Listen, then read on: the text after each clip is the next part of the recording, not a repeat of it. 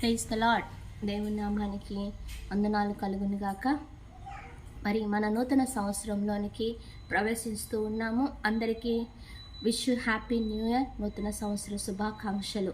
ఈ యొక్క నూతన సంవత్సరంలోనికి మనం వెళ్తూ ఉండగా ముందుగా మరి దేవుడు ఏ విషయాల గురించి మనతో మాట్లాడబోతూ ఉన్నారో తెలుసుకుందామా? అది ప్రారంభం చేసుకునే ముందు ప్రార్థనతో ప్రారంభం చేసుకుందాం.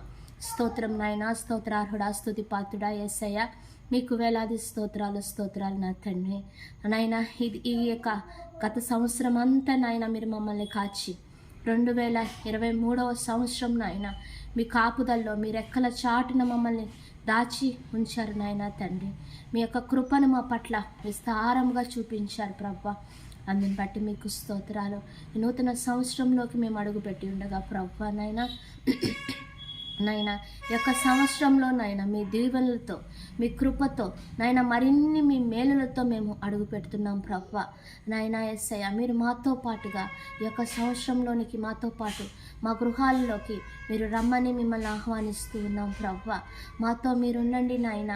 మీ యొక్క తలంపులను మీ ఉద్దేశాలను మాకు తెలియచేయమని యేసు నామంలో అడిగి ప్రార్థన చేస్తున్నాం తండ్రి, ఆమేన్. ఈ దినము మనం ధ్యానం చేసుకోవాలి అనుకుంటున్న వాక్య భాగము ఫిలిప్పీలకు వ్రాసిన పత్రిక 4వ అధ్యాయము 4వ వచనంలో ఇలాగున్నది: ఎల్లప్పుడూ ప్రభువునందు ఆనందించుడి, మరలా చెప్పుదును ఆనందించుడి, మీ సహనమును సకల జనులకు తెలియబడనీయుడి, ప్రభువు సమీపంగా ఉన్నాడు, దేనిని గూర్చియు చింతపడకుడు కానీ ప్రతి విషయంలోనూ ప్రార్థనా విజ్ఞాపనముల చేత కృతజ్ఞతాపూర్వకంగా మీ విన్నపములు దేవునికి తెలియచేయడి. అప్పుడు సమస్త జ్ఞానమునకు మించిన దేవుని సమాధానము యేసుక్రీస్తు వలన మీ హృదయములకును మీ తలంపులకును కావలి ఉండును. Praise Lord. ఈ దినము దేవుడు మనతో మాట్లాడుతున్న మాట ఏంటో తెలిసిన? ఎల్లప్పుడూ ప్రభువునందు ఆనందించుడి, మరలా చెప్పుదును ఆనందించుడి. ప్రియ సహోదరి సహోదరుడా, 2023వ సంవత్సరము మన జీవితంలో ఎలా గడిచినది? ఎలాంటి విషయాల గుండా మనం వెళ్ళి ఉన్నాము? మేబీ ఒకవేళ మన జీవితంలో అనేకమైన భారభరితమైన దినాల గుండా వెళ్ళి ఉన్నామేమో. ఒకవేళ కష్ట సమయాల గుండా, మరి కన్నీటి గుండా, మరి బాధల గుండా, శ్రమల గుండా వెళ్ళి ఉన్నామేమో. దేవుడు చెప్తున్నాడు, ప్రభువునందు ఆనందించుడి, ఎల్లప్పుడూ ప్రభువునందు ఆనందించుడి. ఈ మాట వింటూ ఉన్నప్పుడు మరి నాకు కొన్ని విషయాలు మీతో పంచుకోవాలి అని అనిపిస్తూ ఉంది. ఏంటంటే, మరి ఇంతకుముందు నా ప్రారంభ దినాల్లో ఉన్నప్పుడు నేను మరి రక్షణ, అది కొన్ని దినాలకు ముందు, కొన్ని సంవత్సరాలకు ముందు, రక్షణ పొందిన తర్వాత కూడా మరి కొన్ని సంవత్సరాలకు ముందు మరి ఏదన్నా ఒక విషయము జీవితంలో, లేకపోతే మన డైలీ యాక్టివిటీస్లో ఒక చిన్న విషయము, ఒక చిన్న సంగతి, ఒక చిన్న మాట, మరి నన్ను ఎవరినన్నా హర్ట్ చేసినా, ఎవరన్నా మరి నన్ను బాధపరిచినా కానీ నేను ఎంతగానో కృంగిపోతూ ఆ దినమంతా దానికోసమే వెచ్చిస్తూ ఉండేదాన్ని. అంటే అదే ఆలోచనలు, తలంపులు ఇంకా వెళ్ళిపోతా, కృంగిపోతా. ఎందుకు ఇలాగ, అయ్యో ఎందుకు ఇలాగ జరుగుతుంది అని చెప్పి, లేకపోతే ఏంటి పరిస్థితి అని చెప్పి చాలా కృంగిపోతూ ఆ దినమంతా అట్లాగా గడుపుతూ ఉండేదాన్ని. అలాగా కొన్ని దినాలు, కొన్ని సంవత్సరాలు నా జీవితంలో గడిచిపోయినాయండి. అయితే కొన్ని సంవత్సరాలు గడిచిన తర్వాత ఒక దినము మరి నేను నా యొక్క జీవితాన్ని వెనక్కి తిరిగి చూసుకుంటూ ఉన్నాను. ఒకసారి నేను వెనక్కి తిరిగి చూసుకుంటూ ఉన్నప్పుడు నా జీవితం మరి అలా చూసుకుంటూ వస్తూ ఉన్నప్పుడు మరి నాకు అనిపించింది, కొన్ని సంవత్సరాల కాలం గడిచిపోయింది నా జీవితంలో. ఎలా గడిచిపోయిందంటే, నాకుగా ఒక దినము కూడా నేను మరి ఎక్కువ పీస్ఫుల్గా, మరి ఎక్కువ సంతోషకరంగా ఉంటున్న పరిస్థితి అనేది నా జీవితంలో లేదు. చాలాసార్లు ఆలోచన చేసినప్పుడు నాకు అనిపించింది ఏంటంటే, ఒక మరి ఇంటర్మీడియట్ స్టేజ్ నుంచి కానీ, మరి ఆ తర్వాత 17-18 ఇయర్స్ అప్పటి నుంచి చదువుల గురించి టెన్షన్ పడతా జీవితాన్ని గడిపేసేదాన్ని. తర్వాత మరి డిగ్రీ ఆ లెవెల్కి వచ్చినప్పుడు మళ్ళీ అక్కడ ఎడ్యుకేషన్ గురించి, ఎగ్జామ్స్ గురించి టెన్షన్, లేకపోతే ఎప్పుడు చదవాలి, లేకపోతే ఏదో ఒక టెన్షన్ పడుతూ ఆ జీవితాన్ని అట్లా గడిపిస్తూ ఉండేదాన్ని. తర్వాత మరి జాబ్కి వచ్చినప్పుడు జాబ్లో ప్రెషర్ గురించి, మరి మ్యారేజ్కి వెళ్ళి వచ్చినప్పుడు మ్యారేజ్లో ప్రెషర్, అన్నీ నాకు నేను మరి తలపోసుకుంటూ ఉన్నప్పుడు నా జీవితంలో నేనేమంతగా మరి ఆలోచన చేసుకుంటూ ఉన్నప్పుడు పెద్దగా ఎప్పుడు ప్రతి దినము పెద్ద విషయం ఏమి ఉండదండి. చిన్న ఒక విషయం బట్టి ఆ దినమంతా ఒక బాధలో, ఏడుపులో, నిట్టూర్పులో, నిరాశలో గడుపుతూ ఉండేదాన్ని. అంటే టోటల్గా నా 365 డేస్ ఎవరో ఏదో ఒక విషయం బట్టి హర్ట్ అవుతాం, డెఫినెట్గా హర్ట్ అవుతాం. ఎవరో ఒకళ్ళు ఏదో ఒక విషయంలో మనల్ని హర్ట్ చేయొచ్చు, లేకపోతే మనకి ఇష్టం లేని చేయొచ్చు. దాన్ని బట్టి నా జీవితం అంతా ఇతరుల గురించి, లేకపోతే వారి యొక్క విషయాల గురించి, వారు నన్ను హర్ట్ చేసిన వాటి గురించి బాధపడుతూ ఉంటే ఇక నా జీవితంలో సంతోషం ఏది, నేను ఆనందించిన దినాలేవి అని నాకు అనిపించింది. అప్పుడు ఈ వచనము నాతో మాట్లాడుతూ ఉన్నప్పుడు దేవుడు అంటున్నారు, వదిలేసే, ఎందుకు ఎంతకాలము వాటిని పట్టుకొని ఊగులాడుతూ ఉంటాము. God has given us the joy. దేవుళ్ళో ఆనందించి అంటున్నాడు.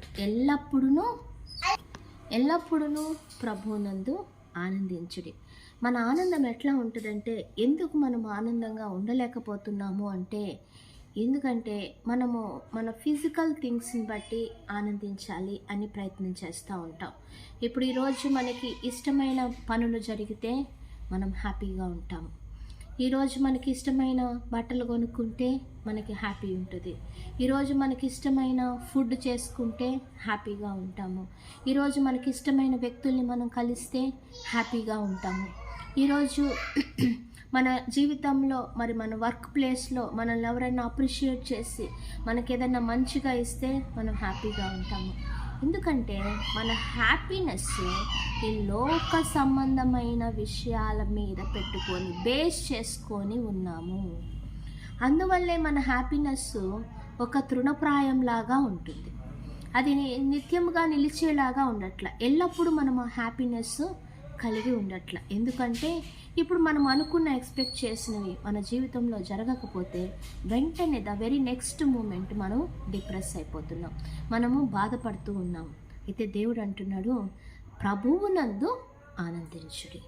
మరి శిష్యులను చూసుకున్నప్పుడు 12 మంది శిష్యులు, అపోస్తలుడైన పౌలు గారు కూడా, వీరందరూ కూడా అనేక శ్రమల గుండా వెళ్తూ ఉన్నారు, అనేక శ్రమల గుండా వెళ్ళారు. వాళ్ళకి అనేక కష్టాలు. పౌలు గారికి అయితే ఇక మనము పత్రికల్లో చూసినప్పుడు ఆయన రాస్తూ ఉన్నాడు కొట్టబడటం గురించి, మరి శ్రమలోను, మరి అనేక మంది వల్ల వచ్చిన ఆయన యొక్క ఇక్కట్లలోను, వాటన్నిటి గురించి నేను ఎంతగానో మరి కొట్టబడ్డాను, బాధింపబడ్డాను అన్నాడు. ఇంకొక చోట అయితే ఏమంటారంటే, క్రీస్తు మరి సిలువలో అనుభవించగా మిగిలిన ఏవైనా ఉంటే వాటిని నా శరీరమందు నేను ఆ శ్రమల్ని అనుభవిస్తున్నాను అంటున్నాడు.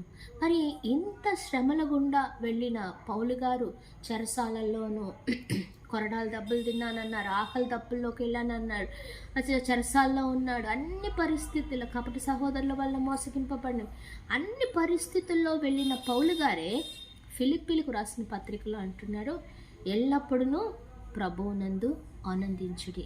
Rejoice in the Lord always, again I say rejoice అని చెప్పి ఆయన చెప్తున్నాడు. శ్రమల గుండా వెళ్ళిన పౌలు గారే చెప్తున్నారు, దేవునిలో ఆనందించండి. ఒక విషయం మనం గ్రహించాలండి, మన ఆనందము ప్రభువుతో ఉంటే, ప్రభువునందు ఉంటే, ప్రభువులో ఉంటే మన లోపల నుంచి ఎవ్వరూ కూడా ఆ సమాధానాన్ని తీసివేయలేరు. కింద వర్సెస్లో మనం చూస్తూ ఉన్నప్పుడు, దేనిని గూర్చియో చింతపడకుడి, కానీ ప్రతి విషయంలోనూ ప్రార్థనా విజ్ఞాపనముల చేత కృతజ్ఞతాపూర్వకంగా మీ విన్నపములు దేవునికి తెలియచేయుడి అంటున్నాడు. కృతజ్ఞతతో దేవునికి విన్నపాలు తెలియచేయండి. దేని గురించి చింతపడద్దు. ఎంతకాలం మనకి శ్రమలు ఉంటాయి, ఎంతకాలం ఈ శోధన ఉంటుంది, ఎంతవరకు ఉంటుంది అంటే మనం ఈ లోకంలో మరి జీవించి ఉన్నంత వరకే ఉంటుంది. కానీ దేవుడైతే మనల్ని నిత్య సంతోషంలో యుగయుగాలు ఆయనతో ఉండటం కోసము ప్రిపేర్ చేస్తూ ఉన్నారు. ఆ నిత్య సంతోషంలోనికి మనం వెళ్ళబోతున్నామన్న విషయాన్ని పౌలు గారు గ్రహించారు. కాబట్టి ఆయనకి వంట ఏంటంటే పెద్ద విషయాల్లాగా అనిపించట్లేదు. పేతురు గారు కూడా అంటున్నారు, ఈ చులకనైన శ్రమలు అంటున్నారు. ఈ చులకనైన శ్రమలు, వాటి గురించి ఎందుకు మనము మరి ఆలోచన చేస్తున్నాము అని చెప్పి, ఇవి చులకనైన శ్రమలు అని ఒకటో పేతురు రాసిన పత్రికలో మరి మాట్లాడుతూ ఉన్నప్పుడు మనం అనుకుంటున్నాం, ఎందుకు ఇదిగోండి ఒకటో పేతురు 4వ అధ్యాయం 12 ప్రియులారా, మిమ్మల్ని శోధించుటకు మీకు కలుగుచున్న అగ్ని వంటి మహాశ్రమను గురించి మీకేదో ఒక వింత సంభవించినట్లు ఆశ్చర్యపడకుడి అని చెప్తున్నారు. ఏదో వింత మనకే జరుగుతుంది, మనకే శ్రమలు వస్తున్నాయి అన్నట్లు వింత పడబాకండి. ఇదేంటంటే ఈ చులకనైన క్రీస్తు ఎదుట ఉంచబడిన మరి మహిమ కిరీటం కొరకు నేను వీటన్నిటిని చులకనైన వాటిగా ఎంచుకుంటున్నానని ఇంకో చోట వ్రాయబడి ఉన్నది. అందుకని దేవుడు అంటున్నారు, దేవునితో మనము ఆనందించటం నేర్చుకున్నప్పుడు ఇవన్నీ విషయాలు చాలా మ్యాటర్లెస్గా, వెయిట్లెస్గా అనిపిస్తూ ఉంటాయి. కిందనే ఉన్నాయా దేవుడు చెప్తున్నారు, ఏవి సత్యమైనవో, ఏవి మాన్యమైనవో, ఏవి న్యాయమైనవో, ఏవి పవిత్రమైనవో, ఏవి రమ్యమైనవో, ఏవి ఖ్యాతి గలవో వాటి మీద ధ్యానం ఉంచుకోండి. ఏవి ఇంపార్టెంట్ ఇన్ లైఫ్ వాటి మీద ధ్యానం ఉంచుకోవాలి. అంటే ఇట్ ఈస్ నాట్ మన డైలీ లైఫ్ లీడ్ అవ్వడానికి అవి కాదు, కానీ ఇంపార్టెంట్ మనకేవైతే. కాబట్టి ప్రియ సహోదరి సహోదరుడా, దేవుడు ఈ సంవత్సరం మనతో మాట్లాడుతున్న మాట ఏంటంటే, rejoice in the Lord, again I say rejoice. దేవునిలో మనము ఆనందిద్దాం, దేవునితో ప్రభువునందు మనము ఆనందిద్దాం. అందరికీ శ్రమలు ఉన్నాయి, అందరికీ బాధలు ఉన్నాయి, కానీ దేవుడు మనతో ఉన్నప్పుడు లోపల ఒక మంచి సమాధానం. అందుకే కింద వచనాల్లో ఒక్క మాట నేను చెప్పి ముగించాలనుకుంటున్నాను. అయితే ఈ దినము దేవుడు మనకి ఇంకొక మాట ఆ కింద వచనంలోనే ఉంది. అది మన అందరి కోసము దేవుడు మాట్లాడుతున్న మాట, మనకిస్తున్న వాగ్దానము. అప్పుడు సమస్త జ్ఞానమునకు మించిన దేవుని సమాధానము యేసుక్రీస్తు వలన మీ హృదయములకును మీ తలంపులకును కావలి ఉండును. ఆమేన్. పరిశుద్ధాత్మ దేవుడు ఈ యొక్క వాగ్దానంతో మనల్ని ఈ నూతన సంవత్సరంలో దీవించునుగాక. Again I say rejoice in the Lord, again I say rejoice. Okay, అతి కృప పరిశుద్ధాత్మ దేవుడు మనందరికీ అనుగ్రహించాలని మనము ప్రార్థన చేద్దాం. Praise the lord.